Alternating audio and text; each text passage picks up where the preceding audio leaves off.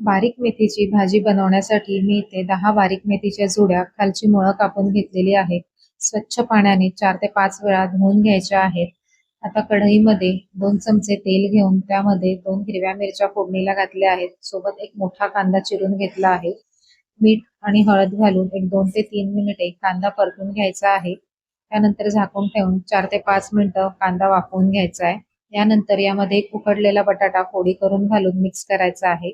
मेथी बारीक चिरून घ्यायची आहे आणि ती सुद्धा वरतून घालून घ्यायची आहे. सुरुवातीलाच मेथी मिक्स करायची नाहीये. झाकण ठेवून 5 ते 6 मिनिटे छान वाफ घ्यायची आहे. 5 ते 6 मिनिटानंतर यामध्ये ओलं खोबरं 4 चमचे, मिरची पावडर, किंचित साखर घालून ही भाजी 2 ते 3 मिनिटं सतत परतून घ्यायची आहे. बारीक मेथीची भाजी तयार झालेली आहे. संपूर्ण माहितीचा व्हिडिओ चॅनलवर अपलोड केलेला आहे. तो बघण्यासाठी खाली दिलेल्या त्रिकोणावर क्लिक करा.